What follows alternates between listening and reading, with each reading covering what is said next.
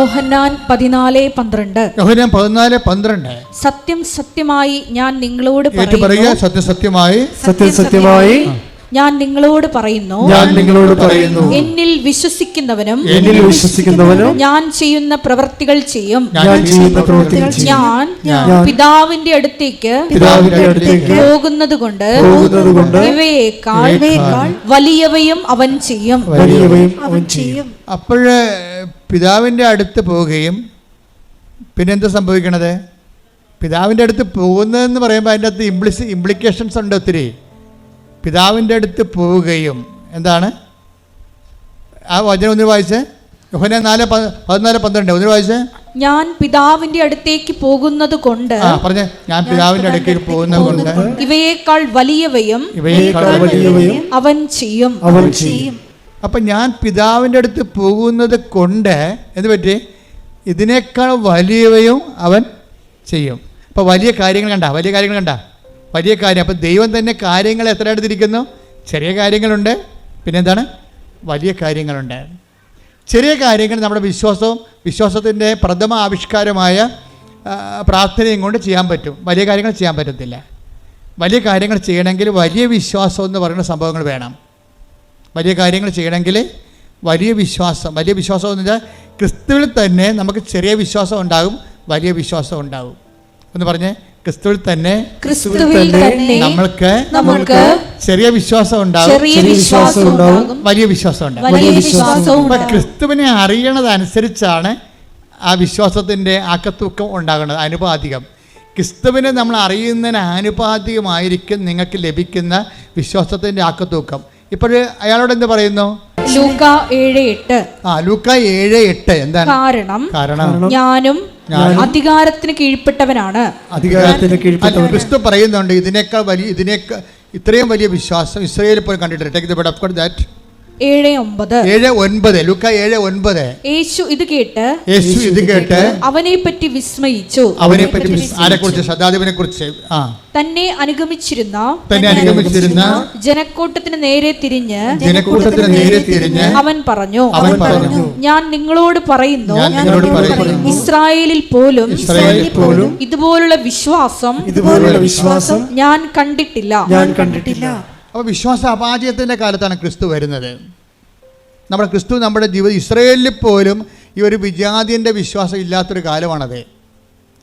അപ്പോൾ ക്രിസ്തുവിൻ്റെ വരവിൻ്റെ കാലം നോക്കുമ്പോഴേ എന്തുകൊണ്ടാണ് ഇന്നിപ്പോൾ പ്രത്യക്ഷീകരണ തിരുനാൾ ആഘോഷിക്കുന്നു? എന്തുകൊണ്ടാണ്? ഇസ്രായേലിൽ പോലും ദൈവം ആഗ്രഹിക്കുന്നൊരു വിശ്വാസ നിലവാരം അക്കാലങ്ങളിലില്ല. അങ്ങനെ പല കാര്യങ്ങൾ കൊണ്ടാണ് അതുകൊണ്ടായത്. അതുകൊണ്ട് ആട്ടിടയന്മാരെ പോയി മത്സ്യത്തൊഴിലാളികളെയൊക്കെ പോയി കാണേണ്ടി വരേണ്ട ഒരു അവസ്ഥ വരണത് അന്നത്തെ സമൂഹത്തിൽ നിലവിൽ വിശ്വാസം നിലനിൽക്കുന്ന ആൾക്കാരാണ് അവരെ. പൊതുസമൂഹത്തിൻ്റെ മുമ്പിൽ ആചാര അനുഷ്ഠാന വിശ്വാസമാണ്, അകത്തളങ്ങളിലേക്കുള്ള ആന്തരിക വിശ്വാസമില്ല. വിശ്വാസം എന്ന് പറയുമ്പോൾ ചിലപ്പോൾ അനുഷ്ഠാനങ്ങൾ നമ്മൾ പാലിക്കും, ആചാരങ്ങൾ നമ്മൾ പാലിക്കും, ഞായറാഴ്ച നമ്മൾ പള്ളിയിൽ പോകും, ചിലപ്പോൾ കുമ്പസാരിക്കും, ചില കുർബാനയൊക്കെ സ്വീകരിക്കും എന്ന് പറഞ്ഞാലും പ്രവൃത്തികളിൽ വരുമ്പോൾ ഒരു വ്യത്യാസം ഒരു ആ വിശ്വാസത്തിൻ്റെ ആന്തരികത ഉണ്ടാകത്തില്ല.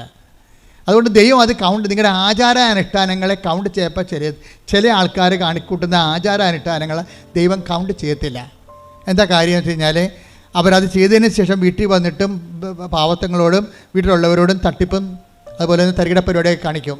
അപ്പോൾ തട്ടിപ്പും തരികിട പരിപാടിയും കാണിച്ചു കഴിഞ്ഞാൽ ഉള്ള പ്രശ്നം എന്താണ്? അവരെ ആചാര അനുഷ്ഠാനങ്ങളിൽ മാത്രമുള്ള വിശ്വാസമാണ്, ആ വിശ്വാസം ദൈവം അംഗീകരിക്കുന്നില്ല. അതാണ് എൻ്റെ വിഷയം. അതാണ് ഇസ്രായേലിൽ പോലും ഇതുപോലുള്ള വിശ്വാസം കണ്ടെത്തലെന്ന് വെച്ചാൽ സാധാരണ റോമൻ പവറിൽ ഉണ്ടാകുന്ന വിശ്വാസം പോലും ഇസ്രായേലിൽ ആന്തരികമായ വിശ്വാസം നിലനിൽക്കണില്ല. ഇത് സഭയ്ക്കും സംഭവിക്കും, നിങ്ങൾക്കൊക്കെ സംഭവിക്കും. നിങ്ങൾ കുറേ കാര്യങ്ങൾ എങ്ങനെ കാട്ടിക്കൂട്ടി ചെയ്യും സാങ്കേതികമായിട്ട്, പക്ഷേ ആന്തരികമായിട്ട് നിങ്ങൾ ദൈവത്തെ സ്നേഹിക്കുന്നുണ്ടോ എന്ന് ചോദിച്ചു കഴിഞ്ഞാൽ എന്തെങ്കിലും ഒരു പ്രശ്നം വരുമ്പോൾ അറിയാൻ പറ്റും. നിങ്ങൾ ഇത്തരം കാര്യങ്ങളൊക്കെ ചെയ്യുന്നുണ്ടെങ്കിലും നിങ്ങളുടെ പ്രതീക്ഷയ്ക്ക് വിരുദ്ധമായിട്ട് ഒരു നെഗറ്റീവ് സംഭവങ്ങൾ ജീവിതത്തിൽ നടന്നു കഴിഞ്ഞാൽ അപ്പം തന്നെ നിങ്ങളുടെ പ്രാർത്ഥന മങ്ങും. അല്ലെങ്കിൽ കൊള്ളാം നമുക്ക് ദുരിതങ്ങൾ കഴിഞ്ഞ ദിവസങ്ങൾ ദുരിതങ്ങൾ 119 സങ്കീർത്തനം 71 തിരുവചനം. ദുരിതങ്ങൾ എനിക്ക് ഉപകാരമായി. പറഞ്ഞ ദുരിതങ്ങൾ എനിക്ക് ഉപകാരമായി. തന്മൂലം ഞാൻ അങ്ങയുടെ ചട്ടങ്ങൾ അഭ്യസിച്ചുവല്ലോ. വചനങ്ങൾ അഭ്യസിക്കാൻ വേണ്ടിയാണ് നമുക്ക് ദുരിതങ്ങൾ തരണത്. അവൻ പറയണ പോലെ ചെയ്യണമെന്നല്ലേ വചനം. അപ്പം അവൻ പറയണ പോലെ ചെയ്യണമെന്നുണ്ടെങ്കിൽ നമുക്ക് രണ്ട് കാര്യങ്ങൾ ദൈവം തരും. ഒന്ന് അനുഗ്രഹങ്ങൾ തരും, അപ്പോൾ നമുക്ക് ബൂസ്റ്റഡ് ആവും. അതേസമയത്ത് ദുരിതങ്ങളും തരും. എന്തിനാ കാര്യം? അതാണ്. അപ്പോൾ ദുരിതങ്ങൾ, ഈ ഉടമ്പടി കാലത്തുള്ള ദുരിതങ്ങൾ നിങ്ങൾ പ്രത്യേകിച്ച് നോട്ട് ചെയ്യണം. അപ്പോൾ നിങ്ങൾ ഡൗൺ ആയി പോകരുത്. ദൈവസ്നേഹത്തിൻ്റെ വേറെ ആവിഷ്കാരമാണത്. ദൈവസ്നേഹം നമ്മളിലേക്ക് ദുരിതമായിട്ടും വരും. ബ്ലെസ്സിങ്ങിന് ഡിസ്കസ് എന്ന് പറഞ്ഞ പോലെ പറയുകയല്ല. ഇപ്പോൾ തന്നെ സാനിയ എന്ന് പറഞ്ഞൊരു മോള് സാക്ഷ്യം പറഞ്ഞു. അവളുടെ പ്രശ്നം എന്താ? അവൾ 4ാം നിലയിൽ നിന്ന് വീണ വല്ല പിടിയും കിട്ടുക. 4ാമത്തെ നിലയിൽ നിന്ന് താഴെ വീണ് അവൾക്ക് ബോധം പോയി. ബോധം വന്നപ്പോൾ ഡോക്ടർ പറഞ്ഞ്, ടെസ്റ്റ് പറഞ്ഞ്, നിനക്ക് 3 ഓപ്പറേഷൻ ഉണ്ടെന്ന് പറഞ്ഞ്. അപ്പോൾ ഒരുത്തി കൊണ്ടുവന്ന് കൃപാസനം പത്രം കൊടുത്ത്. അപ്പോൾ അവൾ വിചാരിച്ച്, മാതാവേ, ഞാനിവിടുന്ന് എഴുന്നേറ്റ് വരികയാണെങ്കിൽ തീർച്ചയായിട്ടും വന്ന് ഉടമ്പടി ചെയ്തോളാം എന്ന് പറയും.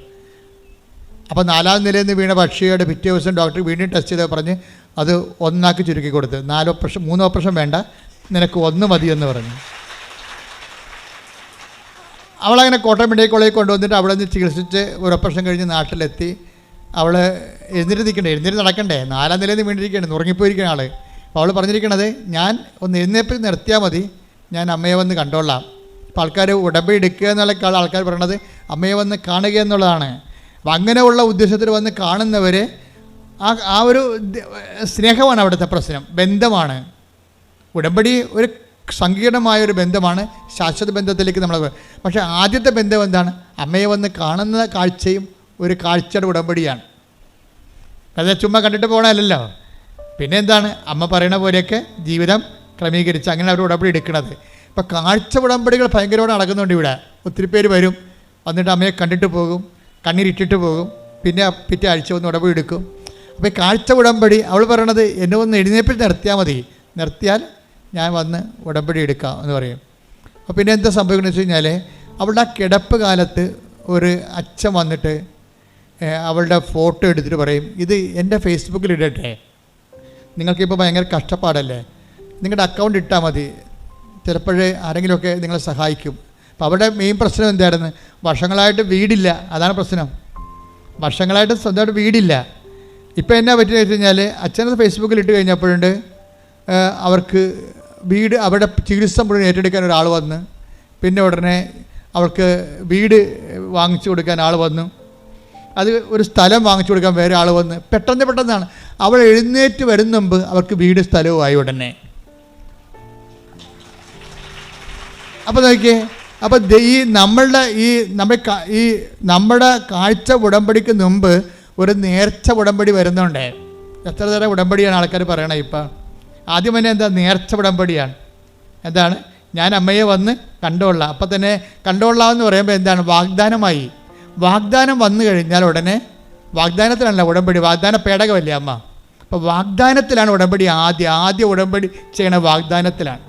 പിന്നെയാണ് ആദ്യം നേർച്ച ഉടമ്പടി, പിന്നെ കാഴ്ച ഉടമ്പടി, പിന്നെയാണ് നമ്മൾ മാതാവുമായിട്ട് മരിയൻ ഉടമ്പടി ചെയ്യണത്. അപ്പോൾ ഇതിൻ്റെ ഉള്ളിലെല്ലാം ഈ നേർച്ച ഉടമ്പടി തന്നെ ആദ്യമേ ഭരിച്ചു. പിന്നെ എന്താണ്? പിന്നെയാണ് അവൾ അമ്മയെ വന്ന് കണ്ടിട്ട് ബാക്കിയുള്ള കാര്യങ്ങളെല്ലാം സെറ്റാക്കുന്നത്. അപ്പോൾ ഈ വിഷയമെന്ന് പറയണത്, ഇതിൻ്റെ ഉള്ളിൽ ഈ വിശ്വാസത്തിൻ്റെ ഒരു വളർച്ചയുണ്ട്. വിശ്വാസത്തിൻ്റെ വളർച്ച എന്ന് പറയണത് ഈ ദുരിതകാലത്തും ദൈവത്തിൻ്റെ സ്നേഹം അവൾ അനുഭവിക്കുകയാണ്. അതാണ് ദുരിതങ്ങളെ എനിക്ക് ഉപകാരമായി. ഞാൻ ആ കാലങ്ങളിലെല്ലാം എൻ്റെ കർത്താവിൻ്റെ വചനം പാലിക്കാൻ എനിക്ക് കഴിഞ്ഞു. അതാണ് പറയണത്. ഇപ്പോൾ ഓരോ ദുരിതങ്ങൾക്ക് പോലും ഉദ്ദേശം എന്താണ്? ഉടമ്പടി തന്നെയാണ് ഉദ്ദേശം. അതാണ് 119:71 വായിച്ചേ. ദുരിതങ്ങൾ എനിക്ക് ഉപകാരമായി. ദുരിതങ്ങൾ എനിക്ക് ഉപകാരമായി. തന്മൂലം ഞാൻ അങ്ങയുടെ ചട്ടങ്ങൾ അഭ്യസിച്ചു, ഞാൻ അങ്ങയുടെ വചനങ്ങൾ അഭ്യസിച്ചു, ഉടമ്പടി പാലിച്ചു എന്നാണ് പറയണത്. അപ്പം അപ്പം ഉടമ്പടി ഇടക്കുണ്ടാകുന്ന ദുരിതങ്ങൾ എന്തിനുള്ളതാണ്? ചില ആൾക്കാർക്ക് വിവരമില്ലാത്ത കാരണം അവർ വീണ് പോയിട്ടുണ്ട്. എന്താ കാര്യം? ഉടമ്പടി എടുത്തിട്ടും എനിക്ക് അങ്ങനെ സംഭവിച്ചല്ലോ എന്ന് പറഞ്ഞ ആൾക്കാർ വരും. ഞാൻ ഉടമ്പടി എടുത്തിട്ടും എനിക്ക് അങ്ങനെ സംഭവിച്ചു. ഉടമ്പടി എടുക്കാത്തവർ, ഞാൻ തന്നെ വെച്ച അതേ കാര്യം വെച്ചവർ, അവർ അത് നേടുകയും ചെയ്തു എന്ന് പറയുമ്പോൾ അവർക്ക് ദുരിതമായി. ചില ആൾക്കാർക്ക് ദുരിതം ഉഴപ്പായി പോയി കാണും. കാര്യം അതായത് ഉതപ്പ് വരണ ആർക്കാണ്? ഉതക്കാൻ കഴിയുന്നത്. എളിതരം ഉള്ളിടത്തല്ലേ വാദം കോച്ചണത്. ആയുർവേദം എന്താ പറയണത്? എളിതരം ഉള്ളിടത്ത് വാദം കോച്ചു വന്നത്. ഇപ്പോൾ വാദം ഇങ്ങനെ കോച്ചിപ്പിടുത്തം ഉണ്ടാകണം എവിടെയാണ്? എവിടെയാണ് ബോഡിയിൽ നീര് കെട്ടാൻ സാധ്യതയുള്ളത് അവിടെ ഇങ്ങനെ കൊച്ചും. നിങ്ങളെ ഉടമ്പടി എടുക്കാൻ ഉള്ള ആൾക്കാർക്കും എന്തെങ്കിലും വിഷയബന്ധിയാണ് വിശ്വാസമെങ്കിൽ ആ വിഷയം അതുപോലെ നടന്നില്ലെങ്കിൽ അവിടെ വാദം കൊച്ചും. ഉടമ്പടിയിൽ എപ്പോഴും വരേണ്ടത് നിങ്ങൾ ഉടമ്പടിയുടെ പ്രധാനപ്പെട്ട ലക്ഷ്യം നിങ്ങളുടെ വിഷയമല്ല, വ്യക്തിയാണ്. ഉടമ്പടിയുടെ ലക്ഷ്യം ആരാണ്? വിഷയമല്ല. ആരാണ്? വ്യക്തിയാണ്, ദൈവമാണ്. നിങ്ങളുടെ വിഷയം ദൈവത്തിന് ഏൽപ്പിച്ചിട്ട് നിങ്ങൾ അവൻ പറയുന്ന പോലെ ചെയ്യുമ്പോൾ എന്താണ് സംഭവിക്കുന്നത്? നിങ്ങൾ ദൈവത്തെ സ്നേഹിക്കുകയാണ്. ദാറ്റ് മീൻസ് ദൈവത്തെ മുമ്പത്തെക്കാൾ വിധമായി വിശേഷവിധിയായി സ്നേഹിക്കാൻ വേണ്ടി ദൈവം നിങ്ങൾക്കൊരു അവസരം തരുന്നതാണ് ഉടമ്പടി. എന്താ? ദൈവം നിങ്ങൾക്ക് ഒരവസരം തരുന്നതാണ് ഉടമ്പടി, വിശേഷവിധിയായി സ്നേഹിക്കാൻ വേണ്ടി. കർത്താവ് ഇടയ്ക്കിടയ്ക്ക് 10 ദിവസം കൊണ്ട് ചോദിച്ചില്ലേ? അവസാന കാലങ്ങളിൽ 3 പ്രാവശ്യം ഇടവിട്ട് ചോദിച്ചില്ലേ? എന്താണ്? ഇവരെക്കാൾ അധികമായി നീ എന്നെ. Take the Bedford. യോഹന്നാൻ 21:15. അവരുടെ പ്രാതൽ കഴിഞ്ഞപ്പോൾ, അവരുടെ പ്രഭാത ഭക്ഷണം കഴിഞ്ഞപ്പോൾ യേശു ശിമയോൻ പത്രോസിനോട് ചോദിച്ചു. യേശു പത്രോസിനോട് ചോദിച്ചോ? യോഹന്നാന്റെ പുത്രനായ ശിമയോനെ, നീ ഇവരെക്കാൾ അധികമായി എന്നെ സ്നേഹിക്കുന്നുവോ? അവൻ പറഞ്ഞു, ഉവ്വ് കർത്താവേ, ഞാൻ നിന്നെ സ്നേഹിക്കുന്നുവെന്ന് നീ അറിയുന്നുവല്ലോ. ഇങ്ങനെ 3 പ്രാവശ്യം ഈശോ ചോദിച്ചിട്ടുണ്ട് പത്രോസിനോട്. 3 പ്രാവശ്യം ഇങ്ങനെ ഓരോ പ്രാവശ്യം ചോദിക്കുമ്പോഴും ഓരോ കോംപ്ലിക്കേറ്റഡ് അനുഗ്രഹങ്ങൾ കൊടുത്തുകൊണ്ടിരിക്കും, ഓരോരോ ഉത്തരവാദിത്തങ്ങൾ കൊടുത്തുകൊണ്ടിരിക്കും. അപ്പോൾ ഇതുപോലെ ഉടമ്പടിയിൽ നിങ്ങളോട് ഓരോരോ ഘട്ടങ്ങളിലെ ഇപ്പോൾ ദുരിതം കിട്ടിയാലും അനുഗ്രഹം കിട്ടിയാലും കർത്താവ് ചോദിക്കാത്ത ചോദ്യം എന്താണ്? നീ ഇവരെക്കാൾ അധികമായി എന്നെ സ്നേഹിക്കുന്നുവോ? ഉടമ്പടി എന്ന് പറയുന്നത് ദൈവസ്നേഹത്തിലേക്കുള്ള ഒരു ഭയങ്കര വിളിക്കുള്ളിലെ വിളിയാണ്. എന്താണ്? കോൾ വിത്തിൻ കോൾ എന്ന് പറയും. അതുപോലെ തന്നെ നമുക്കൊരു വിളിയുണ്ട്, വിശ്വാസത്തിൻ്റെ വിളിയുണ്ട്. ആ വിശ്വാസത്തിൻ്റെ വിളിയിൽ നിന്നാണ് നമ്മൾ ഉടമ്പടിയിലേക്ക് പ്രവേശിക്കുമ്പോൾ വിളിക്കുള്ളിലെ വിളിയാണ്. എന്താ വെച്ച് കഴിഞ്ഞാൽ ദൈവസ്നേഹത്തിലേക്കുള്ള വിളിയാണത്. അല്ലാതെ നിങ്ങൾക്ക് എന്തെങ്കിലും അനുഗ്രഹങ്ങൾ സാധിച്ചു തരാൻ വേണ്ടി മാത്രമുള്ള ഒരു നീക്കുപോക്കല്ലത്. എന്താണ്? ദൈവത്തിൻ്റെ സങ്കീർണമായ സ്നേഹത്തിലേക്കും ആത്മബന്ധത്തിലേക്ക് നിങ്ങളെ വിളിക്കുകയാണ്. കൈയടിച്ച് ശ്രദ്ധിക്കട്ടെ.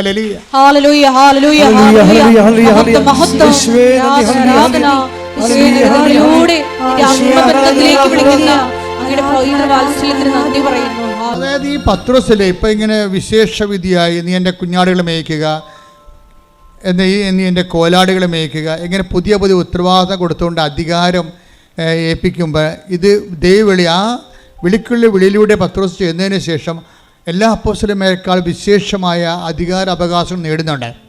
അപ്പോൾ എല്ലാവരെക്കാൾ വിശേഷവിധിയായ അധികാര അവകാശങ്ങൾ നേടുന്നത് പോലെ തന്നെ നിങ്ങൾ വിശ്വാസത്തിന് ഉടമ്പടിയിലേക്ക് പ്രവേശിക്കുമ്പോൾ വിശേഷവിധിയായ അധികാര അവകാശങ്ങൾ നിങ്ങൾ ആത്മീയ മേഖലയിലും എല്ലാ മേഖലയിലും നിങ്ങൾ നേടുകയാണ്. അതിൻ്റെ ഇടയ്ക്ക് വരുന്ന വിഷയങ്ങൾക്കെല്ലാം നിങ്ങൾ മറുപടി പറഞ്ഞുകൊണ്ടിരിക്കണം ദൈവത്തോട്. ഇപ്പോൾ അതെന്തറിയാമോ? ആദ്യത്തെ പത്രോസിൻ്റെയൊക്കെ നിലവാരം എന്താ? ആദ്യത്തെ വിശ്വാസത്തിൽ പത്രോസിൻ്റെ നിലവാരം ആ 5 ഭർത്താക്കന്മാരുണ്ടായ സമറിയാക്കാരുടെ നിലവാരമായിരുന്നു. നോക്കിയേ, പത്രോസിൻ്റെ വളർച്ച നിങ്ങൾ കാണുന്ന വിശ്വാസത്തിനൊരു വളർച്ചയുണ്ടേ. ഉടമ്പടി നീലയാണ് ഞങ്ങളുടെ ഉടമ്പടി സിൽവർ ഗ്രേ ആണെന്ന് പറഞ്ഞ് തലയിൽ വെച്ചുകൊണ്ടെന്നൊരു കാര്യമില്ല. അത്രയും വിശ്വാസ വളർച്ച ഉണ്ട്. അതിപ്പോൾ ഞാൻ ഉടമ്പടി സിൽവർ ഗ്രേ ബാൻ ചെയ്തിരിക്കുകയാണ്. എന്താ കാര്യം? ഉടമ്പടി സിൽവർ ഗ്രേയും കൊണ്ടുവന്ന കക്ഷികൾ പലതും എന്നോട് ആവലാദികൾ പറഞ്ഞു. ആവലാദികൾ പറഞ്ഞപ്പോൾ മനസ്സിലായി ഇപ്പോഴും ഇവർ ആവലാദി ക്രിസ്ത്യാനിയാണ്. പേപ്പർ മാത്രമേ കളർ മാറിയിട്ടുള്ളൂ. ഇവിടെ കളർ മാറിയിട്ടില്ല, ഇവിടെ പഴയ കളർ തന്നെയാണ്. സിൽവർ ഗ്രേയിലെ ആൾക്കാർ വന്നിട്ട് പഴയ നക്കാപ്പിച്ച അവലാദി ഇവർ ആദ്യം വന്ന കാലത്ത് പച്ച ഉടമ്പടിയായിരുന്ന കാലത്ത് അവലാദി പറഞ്ഞ പോലെ ആ അവലാദി തന്നെ സിൽവർ ഗ്രേയും പറയുന്നുണ്ടെങ്കിൽ ഇവർ പത്രം വാങ്ങിച്ച് കളർ മാറ്റിയെന്നല്ല, ഇവിടെ കളർ മാറിയിട്ടില്ല. ഇവർ പഴയ ആൾക്കാർ തന്നെ വിശ്വാസത്തിൽ ഇപ്പോഴും ABCD ആയിട്ടുള്ള ആ 4ാം ക്ലാസ് പഠിപ്പായിട്ട് നടക്കുകയാണ്. അതുകൊണ്ട് ഞാനിപ്പോൾ സിൽവർ ഗ്രേ ബാൻ ചെയ്ത് എനിക്കിനി ബോധ്യപ്പെടണം ഇവർ വിശ്വാസത്തിൽ വളർന്നു. കാര്യം വിശ്വാസത്തിലൊരു വളർച്ചയുണ്ട്. ഈ പത്രോസിൻ്റെ സ്റ്റാൻഡേർഡ് എന്തായിരുന്നു? 5 ഭർത്താക്കന്മാരുണ്ടായ സമറിയാക്കാരത്തിൻ്റെ സ്റ്റാൻഡേർഡായിരുന്നു. ഈ 2 കക്ഷികളും ഒരു കാലത്ത് കർത്താവിൻ്റെ വചനം ഒരുപോലെ മനസ്സിലാക്കിയ ആൾക്കാരാണ്. നമുക്കറിയാമല്ലോ സമറിയാക്കാരത്തെ കഥ നിങ്ങൾക്കറിയാമല്ലോ.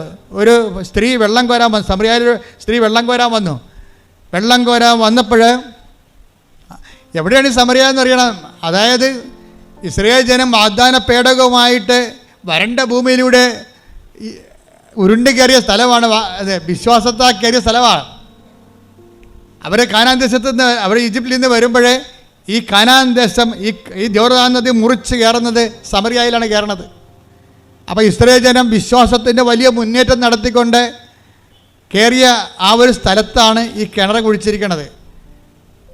ആ വിശ്വാസത്തിൻ്റെ കിണറിലെ കർത്താവ് വരുമ്പോൾ ഒരു സ്ത്രീയെ കാണും. അവർ വെള്ളം കോരാൻ വന്നതാണ്. അപ്പോൾ കർത്താവ് അവളോട് ചോദിക്കും, എനിക്കിത്തിരി കുടിക്കാൻ തരുമെന്ന് ചോദിക്കും. അപ്പോഴുടനെ ഇവൾ ജാതി പറയും. ഉടമ്പടിക്ക് നമ്മൾ ജാതി പറയത്തില്ല. എന്താ കാര്യം? ദൈവം ഒറ്റ ജാതിയായിട്ട് നമ്മൾ സൃഷ്ടിച്ചിരിക്കണ കാരണം അവിടെ ജാതിയില്ല. ഉടമ്പടിക്ക് മതവും പറയത്തില്ല, പക്ഷേ ക്രിസ്തുവിനെ പറയും. എന്താ കാര്യം? ക്രിസ്തു എല്ലാവർക്കും വേണ്ടിയുള്ളതാണ്. കാര്യം 2:30 ലൂക്ക 2:30 എടുത്ത് ശ്രദ്ധിക്കട്ടെ. ഹല്ലേലൂയ ഹല്ലേലൂയ ഹല്ലേലൂയ ഹല്ലേലൂയ ഹല്ലേലൂയ യേശുവേ നന്ദി. ഹല്ലേലൂയ ഹല്ലേലൂയ യേശുവേ ആരാധന ആരാധന. ലൂക്ക 2:30 എന്തെന്നാൽ സകല ജനതകൾക്കും വേണ്ടി, പറഞ്ഞ സകല ജനതകൾക്കും വേണ്ടി അങ്ങ് ഒരുക്കിയിരിക്കുന്ന രക്ഷ എന്റെ കണ്ണുകൾ കണ്ടു കഴിഞ്ഞു. അപ്പൊ ക്രിസ്തുവിനെ ഒരുക്കിയിരിക്കുന്നത് ആരാണ്? ആർക്ക് വേണ്ടിയാണ്? സകല ജനങ്ങൾക്ക് വേണ്ടി. കൈയടിക്കട്ടെ, ശ്രദ്ധിക്കട്ടെ.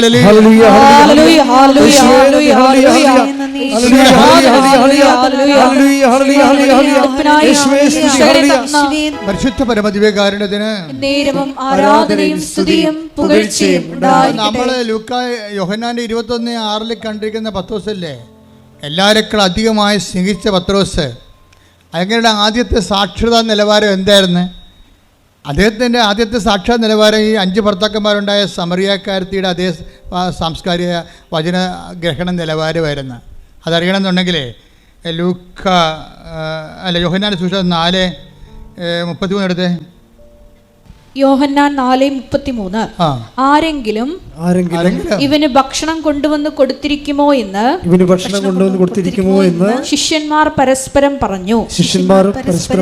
എന്താ പ്രശ്നം വെച്ച് കഴിഞ്ഞാൽ ഈ സമറിയായുടെ കിണറിൻ്റെ കര നിൽക്കുകയാണ്. അപ്പം കർത്താവ് ദാഹിച്ച് പൊരിഞ്ഞ് അവിടെ വന്നു. ശിഷ്യന്മാരെ ഉച്ചഭക്ഷണത്തിനായി പറഞ്ഞയച്ചു വാങ്ങിച്ചുകൊണ്ട് വരാൻ. അവർ ഭക്ഷണം കൊണ്ട് വന്നപ്പോൾ സ്ത്രീയോട് കർത്താവ് സംസാരിക്കുകയാണ്. അപ്പോൾ സംസാരിക്കുന്ന സമയത്ത് ഇവർ ഭക്ഷണം കൊണ്ട് വന്നിട്ട് കർത്താവിൻ്റെ ചോദിക്കും, ഗുരു ഭക്ഷണം എന്ന് പറയും. അപ്പോൾ കർത്താവ് എന്നാ പറയണത്? നിങ്ങൾ അറിയാത്ത ഭക്ഷണം എനിക്കുണ്ട്. അതാണ് സംഭവം. നിങ്ങൾ അറിയാത്ത ഭക്ഷണം എനിക്കുണ്ട്. അതാണ് പിന്നെ 6:36 ഈശോ അത് റെക്ടിഫൈ ചെയ്യും. എന്താണ്? എൻ്റെ പിതാവിൻ്റെ ഇഷ്ടം നിറവേറ്റുകയാണ് എൻ്റെ ആഹാരം. ഇപ്പം അറിയാത്ത ഭക്ഷണം എനിക്കുണ്ടെന്ന് പറയുമ്പോൾ എൻ്റെ പിതാവിൻ്റെ ഇഷ്ടം നിറവേറ്റുകയാണ് എൻ്റെ ആഹാരം എന്നുള്ളത് പത്രോസ് ഗ്രാസ്പ് ചെയ്യാൻ വേണ്ടി പത്രോസ് അന്ന് വളർന്നിട്ടില്ല. പത്രോസ് അതിന് എന്താ പറയണത്? ആരെങ്കിലും ഇവന് ഭക്ഷണം കൊണ്ടുവന്ന് കൊടുത്ത് കാണുമോ? അറിയാത്ത ഭക്ഷണം ഉണ്ടെന്ന് പറഞ്ഞപ്പോഴേ അതിൻ്റെ ആധ്യാത്മികമായ ആന്തരിക അർത്ഥത്തെ വിവേചിക്കാൻ കഴിയാത്ത ഈ ആധ്യാത്മികതയിൽ വളരെ പാപ്പരത്വം ഉണ്ടായിരുന്ന പത്രോസ് പറഞ്ഞ് ആരോ കൊണ്ടുവന്ന് ഭക്ഷണം കൊടുത്തു കഴിഞ്ഞു. ഈ സ്റ്റാൻഡേർഡ് തന്നെയാണല്ലോ ആ ചേർത്തിക്കുണ്ടായത്. ആ ചേർത്തിയോട് എന്താ പറഞ്ഞത്? ഈശോ എന്താ പറയണത്? 4:10 ഈശോ പറയവേ നീ. അപ്പോൾ ഈശോ ആ സ്ത്രീയോട് ചോദിക്കും, എനിക്ക് ഒരു പാത്രം വെള്ളം കുടിക്കാൻ തരാൻ പറയും. അപ്പോൾ ആ സ്ത്രീ എന്നാ പറയും? നീ യഹൂദനാണ്, ഞാൻ സമരക്കാരത്തി. യഹൂദനും സമരക്കാരും തമ്മിൽ ബന്ധമൊന്നുമില്ലല്ലോ എന്ന് പറയും. അപ്പോൾ ഈശോ എന്ന് പറയും, നിന്നോട് കുടിക്കാൻ ചോദിക്കുന്ന ആരാണെന്ന് നീ അറിയുകയും അവനോട് നീ ചോദിക്കുകയും അവൻ നിനക്ക് ജീവൻ്റെ വെള്ളം നൽകുകയും ചെയ്യും. അപ്പോൾ അവളെന്ന് പറയും, കിണറാണെങ്കിൽ ആഴമുള്ളത്, ഇതിൻ്റെ ഈ പാത്രമില്ല, പിന്നെ വെള്ളം എങ്ങനെ കിട്ടും? അത് തന്നെ കണ്ട ഈശോ തന്നെ വിശ്വസിക്കാതിരുന്നവരെ സ്വീകരിക്കാതിരുന്ന പരിശുദ്ധാത്മനെക്കുറിച്ചാണ് അവൻ പറഞ്ഞത്. പരിശുദ്ധാത്മനെക്കുറിച്ചാണ് പറഞ്ഞത്. പക്ഷേ ആ ചെടുത്തി പൊട്ടക്കിണറിലെ വെള്ളമായിട്ടാണ് കണക്കാക്കിയത്. ഈ 2 കക്ഷികളും തോറ്റിരിക്കണം അവിടെ. ക്രിസ്തുവിനെ മനസ്സിലാക്കാൻ 2 കക്ഷികളും തോറ്റു, ഒരുപോലെ തോറ്റു. കൂടെ നടന്ന പത്രോസിനും വിവരമില്ല. അതുപോലെ തന്നെ കഠിനമായി കണ്ടുമുട്ടിയ ആ സ്ത്രീക്ക് 2 പേർക്കും ഒരേ സാക്ഷരതയാണ്. ഈ സാക്ഷരതയിൽ നിന്നാണ് ഇനി വളർന്ന് വരേണ്ടത്. അപ്പോൾ നിങ്ങൾക്കൊരു അനുഗ്രഹം കിട്ടിയെന്ന് പറയുമ്പോൾ ക്രിസ്തു നിങ്ങളുടെ പോകല്ല എന്ന് വിചാരിക്കരുത്. ക്രിസ്തു പോക്കറ്റിൽ ചാടിപ്പോയെന്ന് ഞാൻ പറയത്തുള്ളൂ. ഒരു അനുഗ്രഹം കിട്ടിക്കഴിയുമ്പോൾ നിങ്ങൾ തെറ്റിദ്ധരിച്ചു. നിങ്ങളെ ഇനി എന്ത് ചോദിച്ചാലും ദൈവം തരും, ആര് ചോദിച്ചാലും ദൈവം തരുമെന്ന്. പക്ഷേ അങ്ങനെയല്ല. അതൊരു ആദ്യ നിലവാരം. നിങ്ങളോട് പറയും, ഇനി വളരാൻ പറയും. ക്രിസ്തു എന്ന് പറയുന്നത് ആഴമായി നിങ്ങളുടെ ആത്മരക്ഷയ്ക്ക് വേണ്ടി ഒരുക്കിയിരിക്കുന്ന എല്ലാ മനുഷ്യർക്കും വേണ്ടിയുള്ള സന്തോഷത്തിൻ്റെ സദ്വാർത്തയാണ്. നിങ്ങൾ ഇനി ക്രിസ്തുവിനെ അറിയാൻ വേണ്ടി ഉയരാനും വളരാനും പറയും. ഉടമ്പടിയാണ് നിങ്ങളെ ക്രിസ്തുവിൽ ഉയരുകയും വളർത്തുകയും ചെയ്യണത്. പ്രാർത്ഥിക്കുക. കർത്താവായ ദൈവമേ, വിശ്വാസത്തിന്റെ പ്രഥമ പാഠങ്ങൾ പിന്നിട്ട് 6:1 രേഖപ്പെടുത്തിയിരിക്കുന്ന പോലെ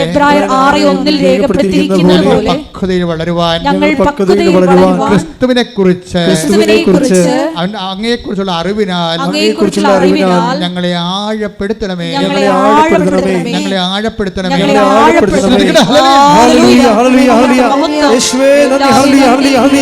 ഇനി ക്രിസ്തുവിൽ ഇവരെ വളർത്തുന്ന ഒരു ഭാഗമാണ് വരുന്നത്. ക്രിസ്തുവിൻ്റെ പ്രഥമ പാഠങ്ങൾ, ഇത് വിശ്വാസത്തിൻ്റെ 6:1 അനുസരിച്ചുള്ള പ്രഥമ പാഠങ്ങളാണ്. ഇനി അടുത്ത പാഠങ്ങളിലേക്ക് പോകുന്ന മുമ്പ് കർത്താവ് പറയും, നിനക്ക് 5 ഭർത്താക്കന്മാരുണ്ട്, നീ ഈ വെള്ളം എനിക്ക് തരുമോ എന്ന് ചോദിക്കുമ്പോൾ, അതായത് ഈ വെള്ളം കുടിക്കുന്ന ഒരിക്കലും ദാഹിക്കത്തില്ല എന്ന് പറയുമ്പോൾ കർത്താവിനോട് ഈ ജീവൻ്റെ ജലം എനിക്ക് തരുമോ എന്ന് ചോദിക്കുവോള്. അപ്പോൾ എനിക്ക് പിന്നീട് വെള്ളം കോരാൻ വരേണ്ടിയില്ലല്ലോ എന്നാണ് അവൾ പറയണത്. അവൾ വിചാരിക്കണം ഈ വെള്ളം തന്നെ ആയിരിക്കും എന്ന് വിചാരിക്കും. അപ്പോൾ കർത്താവ് എന്താ പറയണത്? പോയി നിൻ്റെ ഭർത്താവിനെ വിളിച്ചുകൊണ്ട് വരിക എന്ന് പറയും. അപ്പോൾ അവൾ തന്നെ പറയും എനിക്ക് ഭർത്താവ് ഇല്ല എന്ന് പറയും. അപ്പോൾ ഈശോ എന്ത് പറയും? നിനക്ക് 5 ഭർത്താക്കന്മാർ ഉണ്ടായിരുന്നു, ഇപ്പോഴുള്ള ആൾ നിൻ്റെ ഭർത്താവ് അല്ലെന്ന് പറയും. അപ്പോഴവൾ പറയും അങ്ങൊരു പ്രവാചകനാണെന്ന് ഞാൻ മനസ്സിലാക്കുന്നു. കണ്ടാ, ക്രിസ്തുവിനെക്കുറിച്ചുള്ള അറിവ് കൂടി വേണം. വിശ്വാസത്തിൻ്റെ പ്രഥമ പാഠങ്ങൾ പിന്നീട് കണ്ടില്ലേ? വിശ്വാസത്തിൻ്റെ പ്രഥമ പാഠങ്ങളിൽ കർത്താവ് ഒരു അനുഗ്രഹദാതാവായിട്ടേക്ക് തോന്നും. ഉടമ്പടിയിൽ കർത്താവ് ഒരു അനുഗ്രഹദാതാവായിട്ട് നിങ്ങൾ തോന്നണത് അവിടെ തന്നെ നിന്ന് കഴിഞ്ഞാൽ കുറച്ച് കഴിയുമ്പോൾ അനുഗ്രഹത്തിൻ്റെ ആ വിളക്ക് കെട്ടുപോകും. എന്താ കാര്യം? അതിൻ്റെ അടുത്ത പാഠമുണ്ട്. എന്താ കാര്യം? അനുതാപത്തിൻ്റെ പാഠമാണ്. അനുതാപത്തിൻ്റെ പാഠമാണ്. എന്താണ്? ഇനി ക്രിസ്തുവിനെ നീ മുന്നോട്ട് അറിയണമെന്നുണ്ടെങ്കിൽ, ഇപ്പോൾ ചില ആൾക്കാർ പറഞ്ഞു നമ്മൾ യൂട്യൂബിൽ ഇന്ന് എന്തെങ്കിലും നമുക്ക് ഇഷ്ടപ്പെട്ടൊരു കണ്ടൻറ്റ് നമ്മൾ അപ്ലോഡ് ചെയ്തെടുക്കുമ്പോൾ അത് സൗജന്യമായിരിക്കും. അതിൻ്റെ കോംപ്ലിക്കേറ്റഡ് വേർഷനുണ്ട്. അത് പറയും അത് പേയ്മെൻറ്റ് നടത്തണമെന്ന് പറയും. അത് നിങ്ങൾ പൈസ അടച്ചാലാണ് അത് തരത്തുള്ളൂ, ആ കണ്ടൻറ്റ് തരത്തുള്ളൂ എന്ന് പറയും. ഇതുപോലെ ക്രിസ്തുവിൻ്റെ പ്രഥമ പാഠം, വിശ്വാസത്തിൻ്റെ പ്രഥമ പാഠം സൗജന്യമാണ്. അതിൻ്റെ സെക്കൻഡ് ഗ്രേഡ് വരുമ്പോൾ പറയും പേയ്മെൻ്റ് ഉണ്ടെന്ന് പറയും. എന്താ പേയ്മെൻ്റ് ഉള്ളത്? 5 ഭർത്താക്കന്മാരുണ്ടായിരുന്നു, അതുമായിട്ട് ഇനി മുന്നോട്ട് പോകാൻ പറ്റത്തില്ല, ഇപ്പോഴുള്ള ആൾ നിൻ്റെ ഭർത്താവുമല്ല, അപ്പോൾ അതുകൊണ്ട് ഈ കലാപരിപാടിയും ജീവിതമായിട്ട് മുന്നോട്ട് പോകാൻ പറ്റത്തില്ല. ഞാൻ തന്നിരിക്കുന്ന അനുഗ്രഹം നിൻ്റെ പാപത്തിനുള്ള അംഗീകാരമല്ല, ലൈസൻസ് അല്ലെന്ന് പറയും. ക്രിസ്തുവിനെക്കുറിച്ച് അറിയണ്ടേ? നിത്യരക്ഷയിലേക്ക് അത് പോണത്, നിത്യരക്ഷയിലേക്ക് നമ്മൾ പോകണം. ഉടനെ അത് എപ്പോഴും നമ്മൾ ശ്രദ്ധിക്കേണ്ടത്, അതായത് നമ്മുടെ വിശുദ്ധീകരണ ജീവിത വിശുദ്ധിയും വിശ്വാസത്തിൻ്റെ സങ്കീർണമായിട്ടുള്ള ബന്ധങ്ങൾ നമ്മൾ ഭയങ്കര ബന്ധമുണ്ട്. നമ്മൾ വിശുദ്ധീകരിക്കണ അനുസരിച്ച് കൊണ്ട് അടയാളങ്ങൾ കൂടിക്കൊണ്ടിരിക്കുകയും ആന്തരികമായ ആഴപ്പെടുത്തലും ബോധ്യം ഉണ്ടായിക്കൊണ്ടിരിക്കും. പ്രാർത്ഥിക്കുക. കർത്താവായ ദൈവമേ, ക്രിസ്തുവിനെ അറിയാൻ ഗ്രഹിക്കാൻ എന്നെ വിശുദ്ധ ജീവിതത്തിലേക്ക് ആനയിക്കണമേ. ശ്രുതികട ഹല്ലേലൂയ.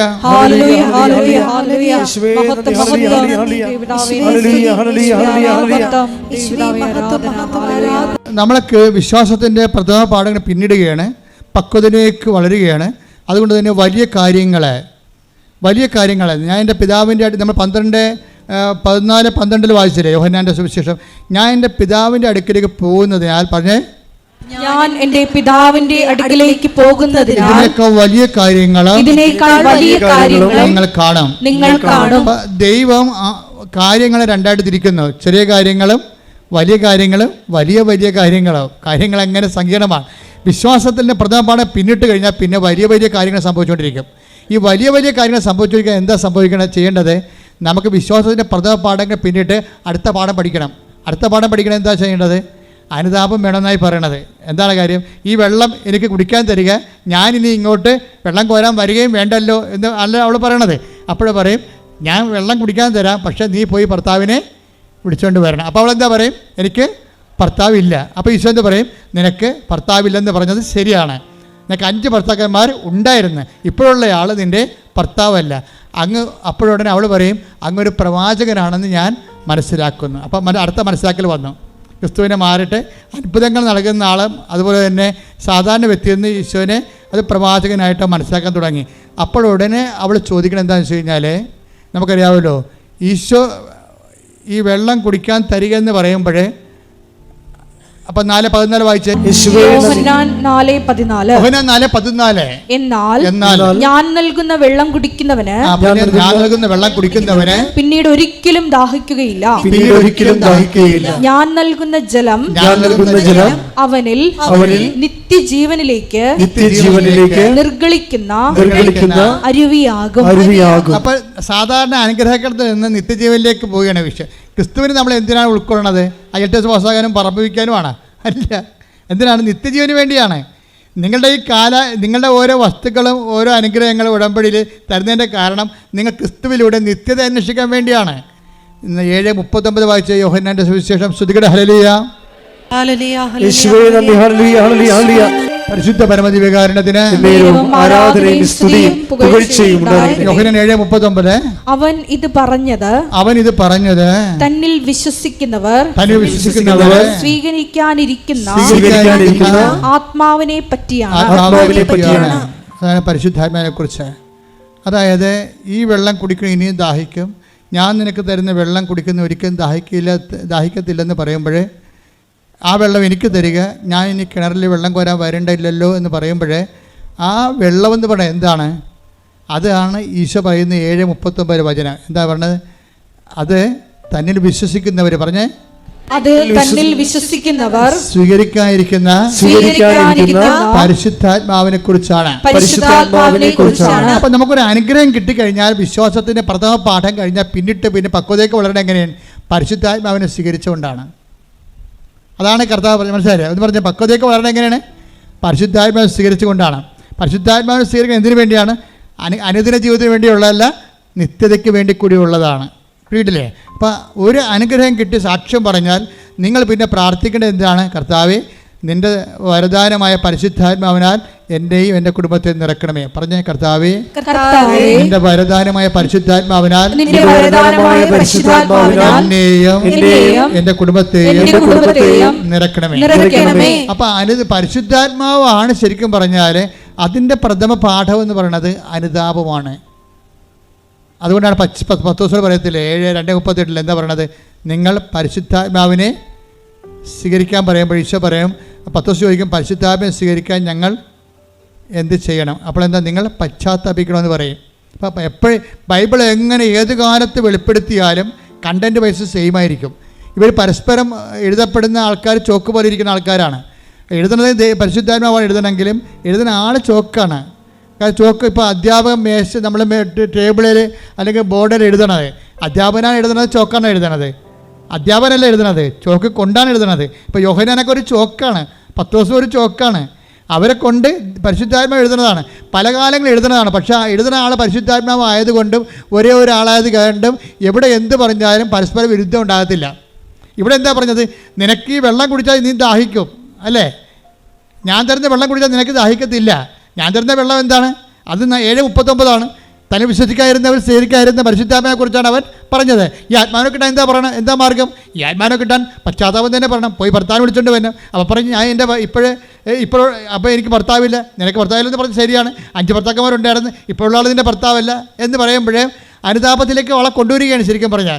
ഇത് തന്നെ സഭ സ്ഥാപിക്കപ്പെടുമ്പോഴും പത്രോസിലൂടെ പറഞ്ഞതാണ്, ഈ ആത്മാവിനെ സ്വീകരിക്കാൻ ഞങ്ങൾ എന്ത് ചെയ്യണമെന്ന് ചോദിക്കും. അപ്പോൾ എന്താ പത്രോസ് പറയണത്? പ്രവർത്തനങ്ങൾ 2:38 പത്രോസ് പറഞ്ഞു നിങ്ങൾ പശ്ചാത്തപിക്കുവിൻ, പാപമോചനത്തിനായി എല്ലാവരും യേശുക്രിസ്തുവിന്റെ നാമത്തിൽ സ്നാനം സ്വീകരിക്കുവിൻ. പരിശുദ്ധാത്മാവിന്റെ ദാനം നിങ്ങൾക്ക് ലഭിക്കും. പരിശുദ്ധാത്മ ദാനം കിട്ടാനുള്ള മാർഗം എന്താണ്? പശ്ചാത്താപം തന്നെയാണ് അവിടെ. ഇത് തന്നെയാണ് ഈശോ സമരക്കാരോട് പറഞ്ഞത്, ഇത് തന്നെയാണ് ഈശോ പത്രോസിനോടും പറഞ്ഞത്. പറഞ്ഞിരിക്കുന്ന ഉപദേശങ്ങളിലും നിർദ്ദേശങ്ങളും ഒന്നും വ്യത്യാസമില്ല, സെയിം തന്നെയാണ്. അപ്പോൾ ഈ അടയാളങ്ങൾ കാണുമ്പോൾ എന്താ ഉദ്ദേശിക്കുന്നത്? അടയാളങ്ങളും അത്ഭുതങ്ങളും വരുമ്പോൾ അതിൻ്റെ ഉദ്ദേശം എന്താണ്? കർത്താവേ, നീ ഞങ്ങളെ വിട്ടു പോകണമെന്ന് പത്രോസ് പറയുന്നില്ല അത്ഭുതം കാണുമ്പോൾ. ലൂക്കാ 5:7 അവർ മറ്റേ വെള്ളത്തിൽ ഉണ്ടായിരുന്ന കൂട്ടുകാരെ ആംഗ്യം കാണിച്ച്. അപ്പോൾ അത്ഭുതകരമായ മീൻപിടുത്തമാണ്. കടലിൽ ഒരു കരിനന്തം പോലും ഇല്ലാത്ത കാലത്ത് കർത്താവ് സമർത്ഥമായ മത്സ്യവിളയാളികളെ അനുഗ്രഹിക്കുന്ന അനുഗ്രഹം കൊടുക്കുന്നവർക്ക് ആ ആധിക്യം. അപ്പം മറ്റു വള്ളക്കാർ ഈ വള്ളം മുങ്ങണ കാരണം മറ്റു വള്ളക്കാരെയും കൂടി പത്രോസ് കൈകൊണ്ട് ആ നൻപ് കാട്ടി വിളിക്കും. എന്നിട്ട് 2 വള്ളങ്ങളും മുങ്ങാറാകുളം നിറക്കും. അടുത്ത വായിച്ചേ. ശിമയോൻ പത്രോസ് ഇത് കണ്ടപ്പോൾ യേശുവിന്റെ കാൽക്കൽ വീണ് കർത്താവേ, എന്നിൽ നിന്ന് അകന്നു പോകണമേ, ഞാൻ പാപിയാണ് എന്ന് പറഞ്ഞു.